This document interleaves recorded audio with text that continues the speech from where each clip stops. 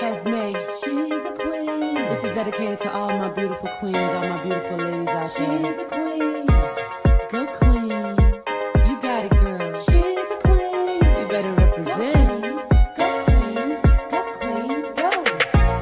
She's a queen about her business. Queen. Working hard on a mission. Yeah. Head high, purpose driven. Purpose driven. Crown will never tilted. Queen. Go queen. Go queen. Go queen. Go. Represent. You're a queen. You're a queen. Oh.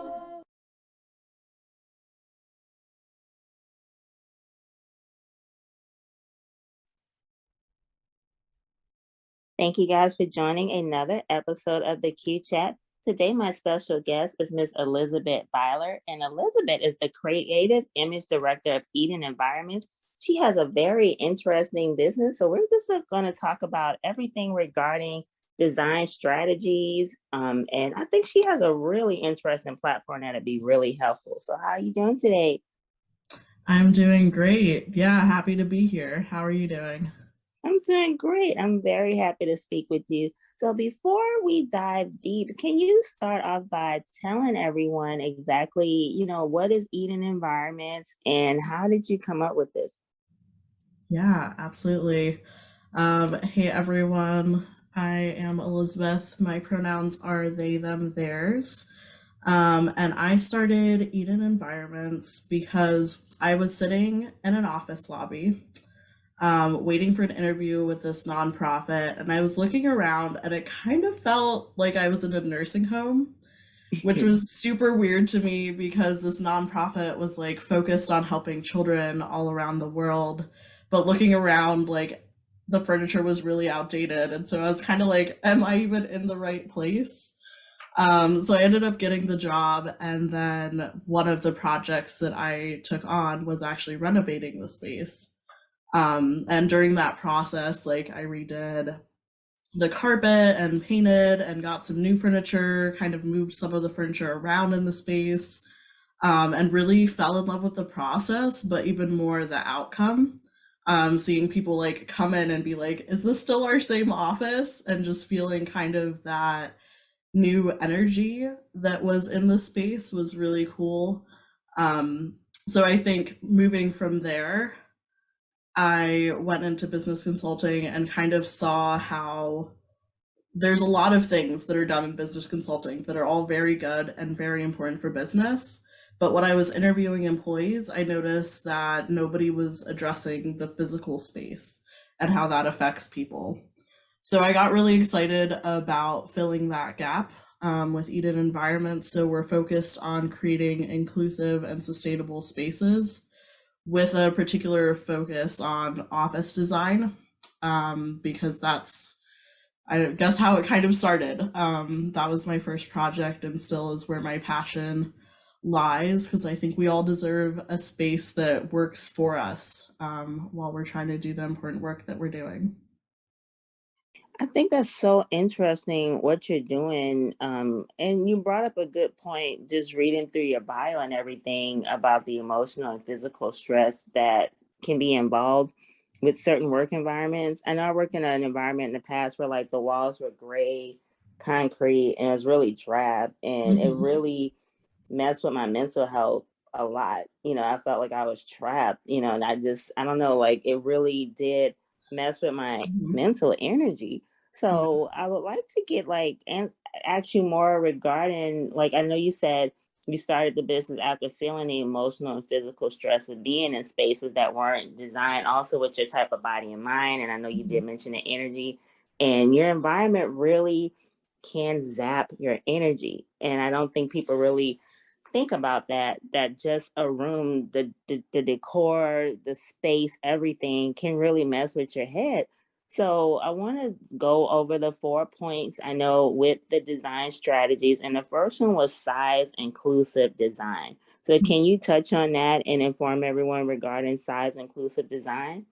Yeah, absolutely. And I like that you highlighted the effect of space because I think that's something that people don't think about. Like we're just Right. inside and you Right. don't think about how the space is impacting you.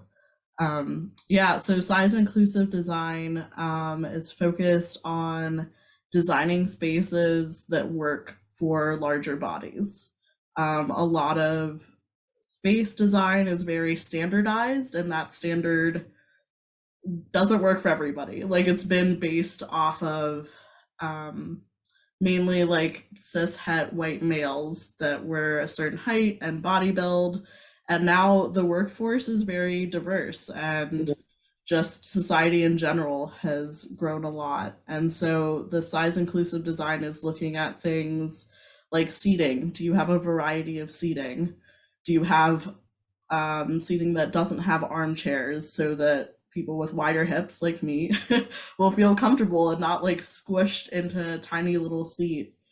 Right. Or sometimes you do need an armrest for somebody who needs it for like mobility to get up and down. So kind of having that variety in the space so everybody's needs are being met, I think is Right. really important. And another place that we see size inclusion would be like walkways. I know sometimes Mhm. they're just these like, I think of an airplane.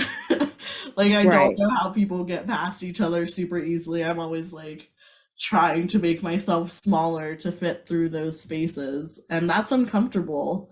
And I don't think Hmm. that people should be experiencing space like that. They shouldn't be restricted from going to their local coffee shop because the seats are uncomfortable. Like people should have access to the space that they want to be in. Right, right. And that definitely is another thing that can be considered, you know. One thing again that I noticed with the strategies that you have, that it does improve mental health, productivity, and creativity. I mean, of course, when you're in a work environment, if the energy is off, and if the actual environment when you walk into your office, and maybe even the lighting, you know, and the Mhm. furniture, like you said, the desk, everything, if it doesn't if it's not inviting, it really will affect the productivity, the Mhm. mental health, and also the creativity, or even retention, because in your Yeah. mind you're like, I don't like being here. So the Mhm. next, so I just think it just pulls on people. And I think that's Yeah. why even after the pandemic, a lot of people are so happy to work from home, because Mhm. okay, they're in your own personal space. And I think some people really just did not miss being in the whole office setting, outside of working with people, but just the literal office setting is not comfortable for everyone. So I want to definitely let you touch on the second part, which was the neurodivergent design. So let's go ahead and explain that to everyone. Yeah, definitely. So neurodivergent is kind of an umbrella term that can Mm-hmm. encompass a lot of different things like autism, ADHD, being highly sensitive. It can also include some mental health diagnoses as well. Just Mm-hmm. basically a different way of thinking, non-linear thinking. So people that just don't always go from point A to point B in the way that some people think you should.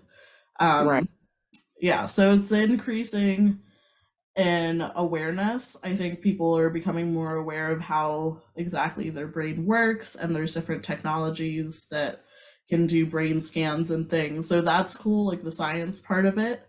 Mm-hmm. But when we're thinking about design, different strategies that I use, one of them is called a visual inventory. And basically, what that means is being able to see your things clearly and in an organized way, which I Mm-hmm. think benefits Right. everyone. But specifically with Right. neurodivergence, sometimes like I occasionally have the problem that if I don't see something physically, I forget where it is. I Right. like it doesn't exist, basically. Like it's just Mhm. hard to remember those Right. things. So, for example, in my pantry, I have these clear storage containers. And so, if I buy cereal, like rice, pasta, things like that, they go in there. So they aren't just all chaotically around in a closed cabinet, but I can visually see everything that I have. I know how much is there, And when I'm like cooking, I can look at it and know, okay, I want this thing. So when we're translating that to the business Right. setting, it's also good because then you aren't over ordering office supplies just because you can't find them. Like it's Right. just Right. a very good systematic way to do things.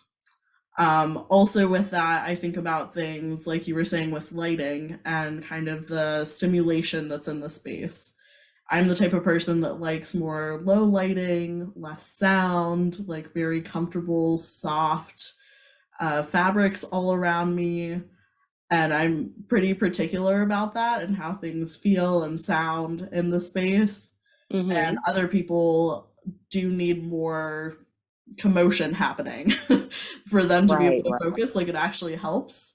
So Mm-hmm. having kind of different zones in a space can be really helpful so that if someone wants to be in the space that is a little bit more, there's more happening, there's people talking loudly, and that helps them work, like having that option, but also having some of those more like quiet rooms for decompression that again, I think these options like do help everyone. Like there's strategies for a specific group of people, but like who wouldn't want a nice quiet place to get away during a work day when Right. you need it? I just, like I said, it's so interesting what you're doing because, again, I just don't think sometimes people.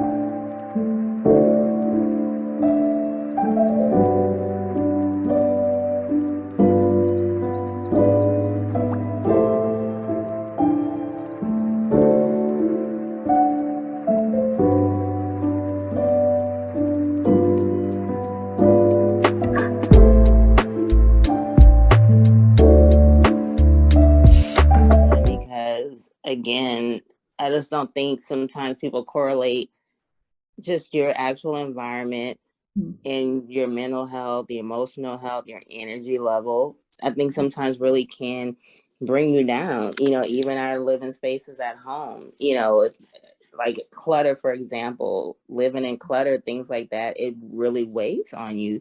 So your environment is super important. And how long have you been in business? Yeah, so I started in 2019. 2019. Okay. Oh wow. So right before the pandemic. Did the pandemic affect your business at all? It did, yeah. And I think maybe the most significant way that it impacted my business is that it impacted me. Like that Mhm. was a really rough year, not just the pandemic, but also like George Floyd's murder, Breonna Yeah. Taylor.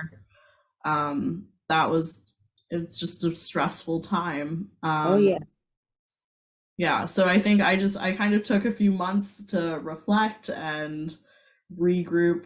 Um, and so it was helpful in the sense that it gave me the clarity that this is still something that I think is really important and something that matters and that I want to do, even if the world is ending tomorrow. Like this is still what I want to be doing. Wow. And that was, yeah, I feel like that was a really powerful thing that I can come back to. Um, Wow. And are you a full-time entrepreneur? I am, yes. That's Yeah. great. How has the transition been for you? From so were you working like previously, like in the typical 9 to 5 before you became an entrepreneur? And if so, like how has that transition been for you? And because you started like right before COVID, I was in the same situation. I left traditional workspace in 2019, obviously not knowing what was about to happen the next year. So how has that been for you as an entrepreneur? Yeah, it's been an interesting journey for sure. Hmm. Um, I feel like I kind of fell into it a little bit. Like my Hmm. previous jobs were just not the right environment for me. Like I was not able to fit in very well. Yeah. Um, Probably a combination of like my creativity and my various identities just like didn't Hmm. work. Right. Right. So it was like leaving that space and thinking about what I wanted to do, coming up with the concept for Eden, feeling excited about it. And occasionally, like I do take a job for a month or like do something part-time when I need to.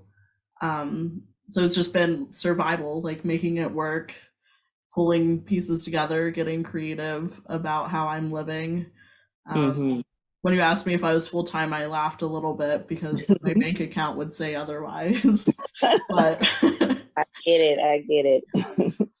this is my focus. And I totally understand. And, I just think that entrepreneurship, I know sometimes it's glamorized and people just think everyone should quit their jobs and, work for themselves, which I'm definitely don't encourage that. But just like you mentioned, I also think that working a traditional 9 to 5 is really not for everyone. Not everyone wants to do the team morale and and fit in with the coworkers. So Yeah. I totally get that. Like I know personally I can't even mentally work traditionally anymore. Like I just think it would physically make me sick. I'm just not into it. So I get where you're coming from too. And also with the entrepreneurship and the bank account, sometimes the bank account's like, what are you doing? Are you a pauper on the street? So I get it. So I definitely want to get back to talking about the other two design strategies, and the third one was sustainable design. So can you tell us more about that? Yes. I think sustainability is really important right now, with Mm-hmm. where we are with the climate, all the natural disasters that are happening. It feels like every day there's something else that's going on, that should not be happening. And Right. I'm hesitating to say this publicly, but I guess I'll stand behind it. I feel like Mhm. Yeah. most of the responsibility is with corporations. Like I know Mhm. there's almost this like shaming for individuals that are not doing their part. Yeah. But largely it is more on organizations to do their part. And I know that the building industry is about a third of global gas emissions. So like that's a huge chunk that could be improved. Mm-hmm. So I think for my personal responsibility as I'm working in these spaces, it's really important for me to suggest more sustainable options. And sometimes sustainability is really budget friendly. Like I've done some work for nonprofits where I recommend reusing some of the items that are in their space instead of just ripping everything out and putting all new things in. Like how can we use what's already in the space? And that's a Right. way to be more sustainable because we aren't just contributing to all of the office furniture waste that happens. Um, yeah, and I think that some of the sustainable items look more interesting. Like I like kind of the organic vibe of them and just knowing that they came from somewhere that is like their fair wages. Mm-hmm. They are not depleting the earth of things that are valuable. Right. I think it brings better energy into the space, in my opinion.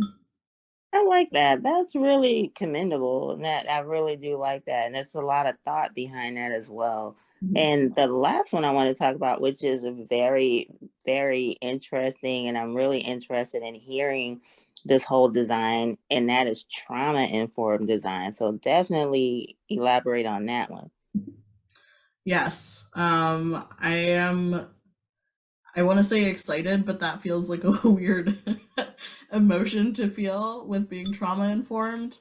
Um, but I am glad that trauma is becoming more well recognized and that Mhm. people are becoming aware of that in their lives, because when you're not aware of it and you have trauma, you're reacting from that a lot of the time. Right. And so bringing this lens into interior design, I think, is really important because, as we've been saying, your space has a huge impact on you. I've been following some studies that are being done. There's a architectural group in Colorado, who was using some of these design strategies in transitional housing, and they found that by creating a space that was more comfortable and personalized and had different elements like clear exit signs so you don't feel trapped in a space. Like Right. considering which direction your chair is facing in a space, because people don't usually like having their back where people can like walk behind. Like that's a very Right. natural survival instinct. Right. Right. Right. So considering different elements like that, or having really like calming colors around. I also tie in biophilic design sometimes, which is connecting humans to nature, and that's also been shown to like reduce blood pressure and really help your mental health. Um, and going back to what the group in Colorado is doing, when they use these design strategies, they found that it helps people stay in the program longer, Mm-hmm. and other just like really positive effects from using these different design strategies that help people.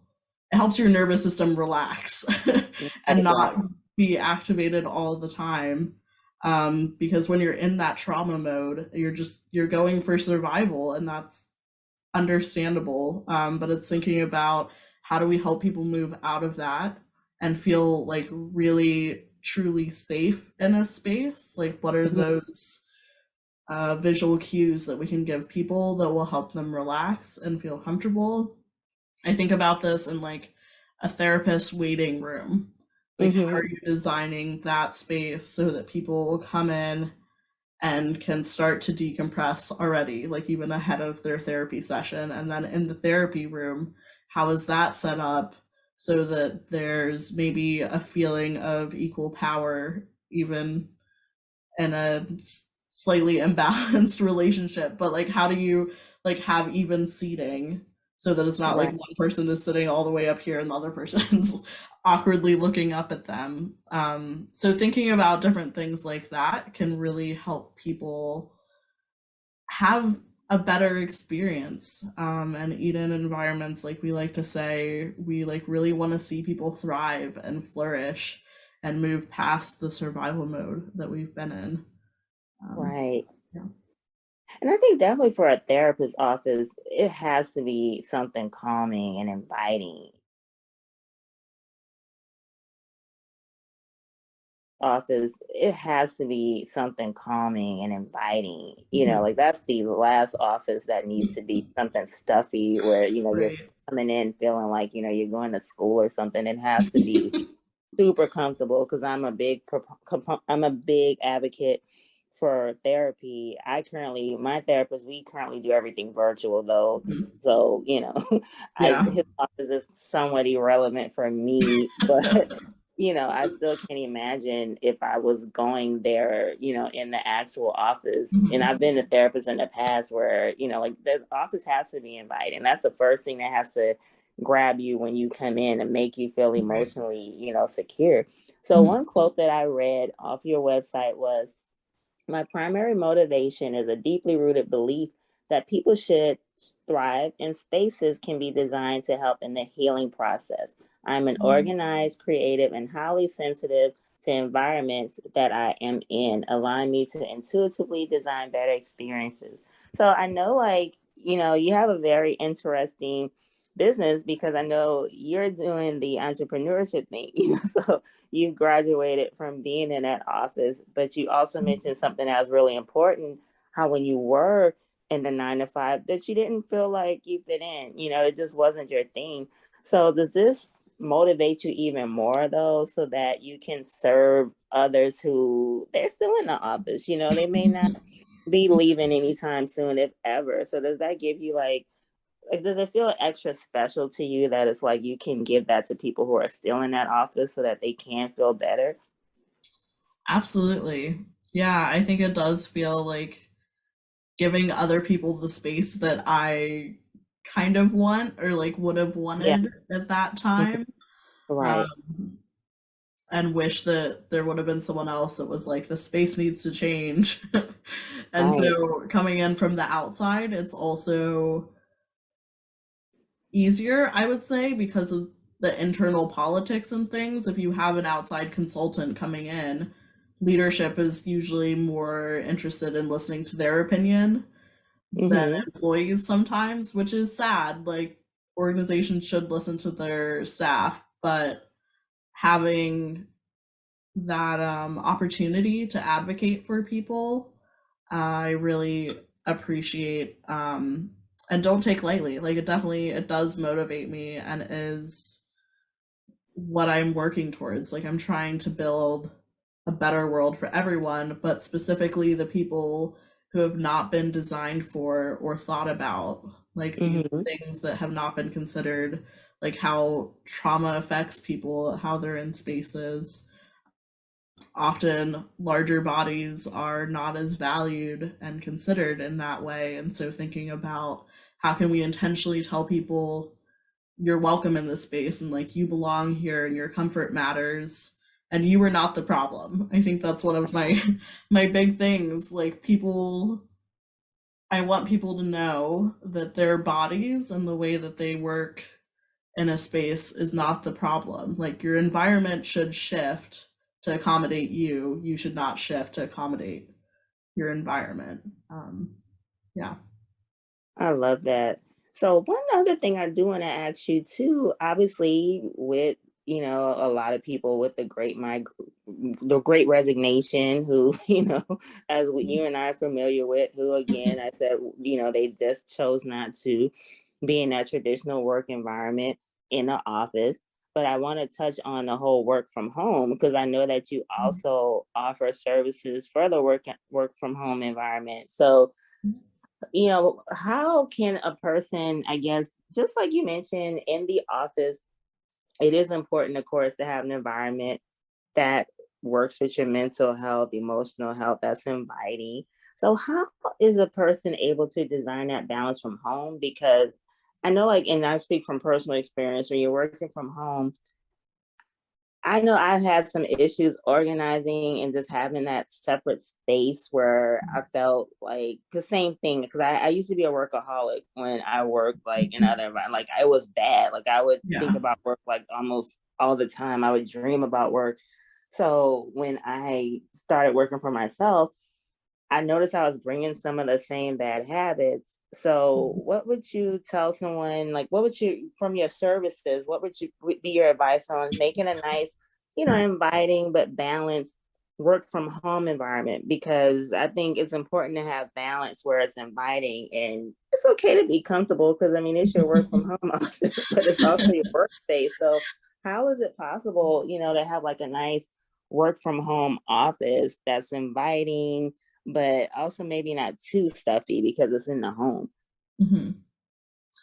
Yeah, that's a great question. I'm glad you brought this up because I do know that it's a pressing question for a lot of people who do have Hmm. that home office. Right. Um, hmm. I would say if you're able to, having a separate space for your home office is very important.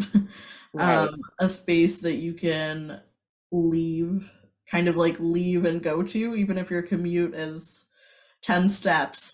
Like, Right. those 10 steps are important for your brain to know, like, this area is work. It's not your whole house is now your office. It's this one place.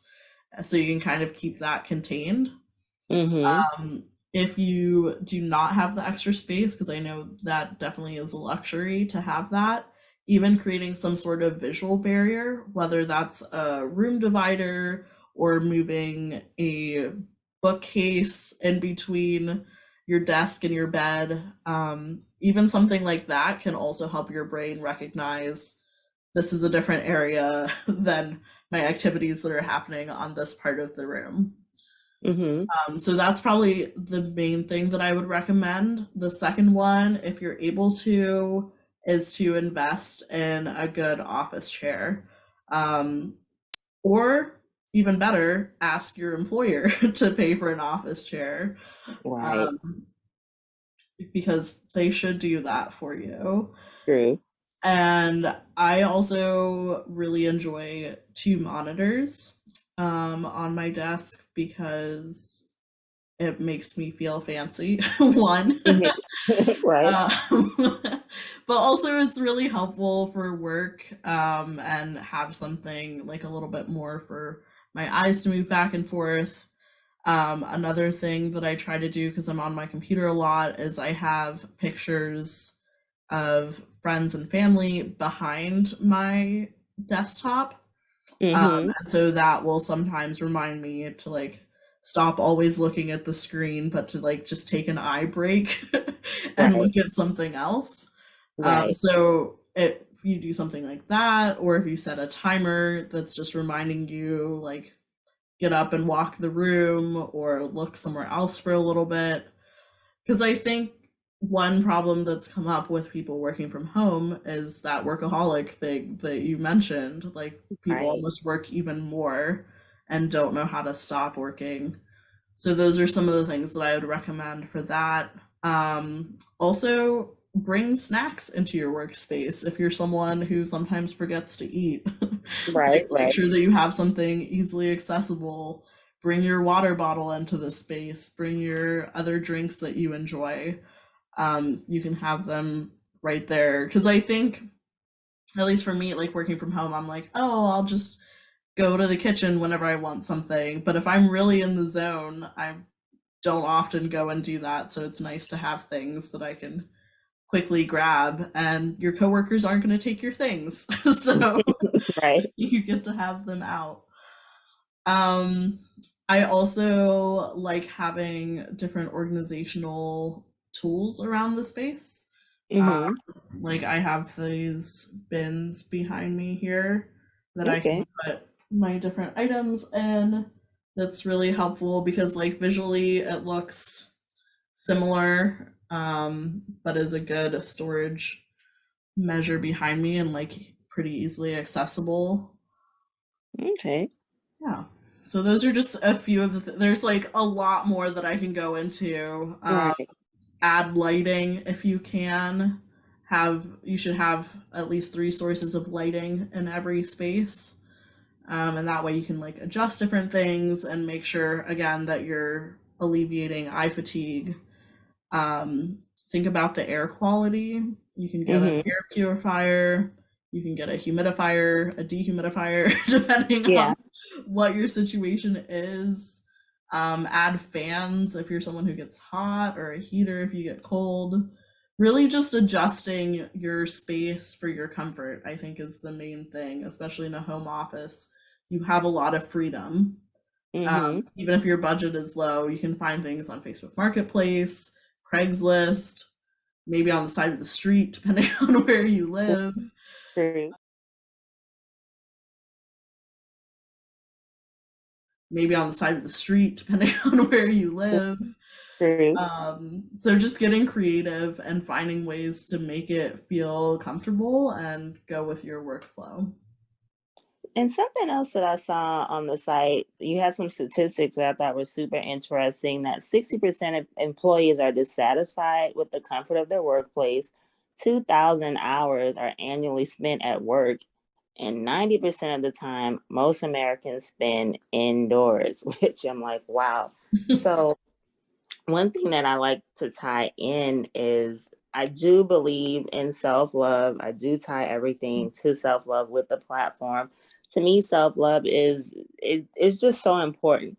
To self love also, it helps you with your job. Let's say it's a job that really is not working for you, or it's really toxic, to leave that job.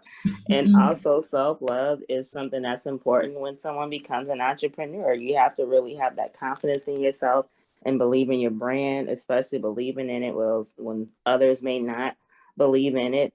And also, it also helps when, again, like I said, I don't want to glamorize entrepreneurship, because some people have careers that they worked hard for and they want to Mhm. stick with that. So self love also ties in with that too, to have that confidence at the workplace too.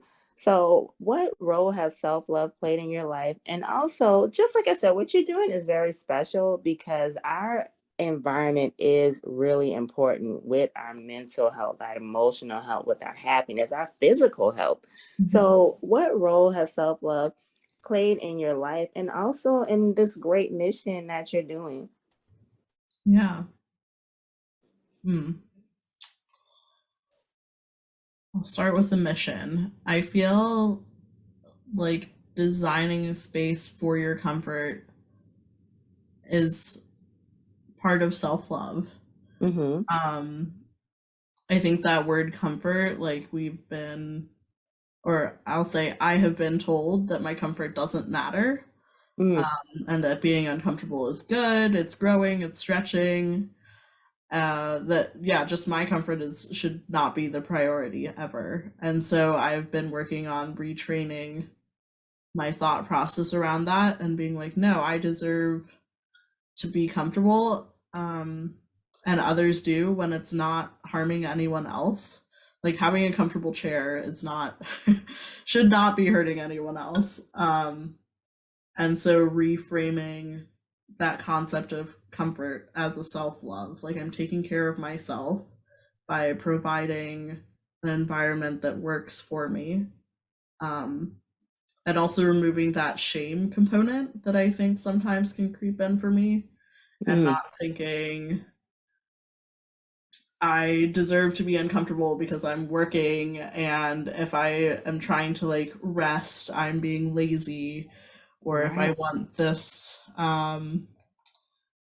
colorful mouse pad, like that's a waste of money. Why do I care about this? And no, like beauty matters and is something that's important to us as human beings. Like we like art, we like music. Those aren't things that are just frivolous. Like they actually boost our mental health and well-being, and that's something that really matters. Mm, Yeah, so I've been trying to do more self-love, be more in my body. I think just connecting to how my body feels and how my body is doing, and then doing my best to meet those needs, I think is a huge part of it for me. I love that perspective, and I especially mentioning guilt. And I do think that's one of the toxic things that kind of happens when you're zapped into a toxic, negative work environment. Like, I think sometimes people are brainwashed, are conditioned to think they're supposed to be unhappy. You Mhm. know, you're supposed to be unhappy to earn a living. And I don't agree with that, and to feel guilty or to think that you're supposed to be uncomfortable, like you mentioned. So I definitely appreciate that perspective. This has definitely been an awesome conversation. And before we end everything, though, please tell everybody how they can learn more about eating environments, how they can find you on social media. Just tell everyone all your contact information. All right. Yeah, I have so enjoyed sharing this information with you, and I hope that people have been able to get some practical advice or just think about their space a little bit more. I think that's part of my goal is just advocating for people's comfort and educating around the importance of your space and the ways that you can make that better. If people want to get in touch, they can visit my website, edenenvironments.org. I'm also on Instagram at Eden Environments, Facebook, Twitter, TikTok, LinkedIn, Pinterest, all of the places, YouTube. So if you're looking for me, you can definitely find me. You can also email me at ebyler@edenenvironments.org. Awesome. Thank you so much again for this conversation. I really, like I said, I really do appreciate your perspective on just how we can have better environments because comfort is important.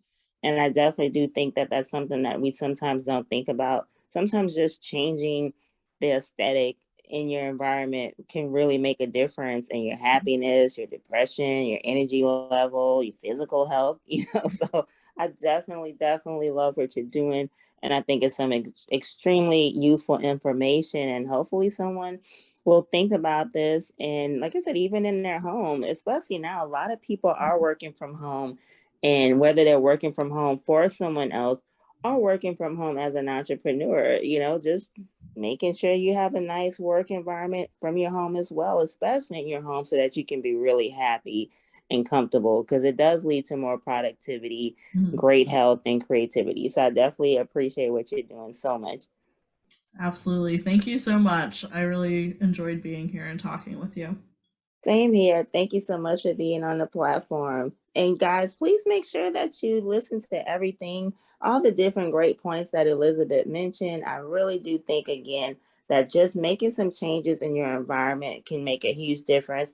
And by any chance, if you do work in an office where they may not be able to get someone great like Elizabeth to come in and make some changes, you can still make some changes in your workspace, maybe by adding a plant or adding maybe more pictures of your family or just something that would make you more comfortable. I really do think it would make a difference. So thank you guys again for joining the Q Chat. Make sure you be safe and, of course, go love yourself.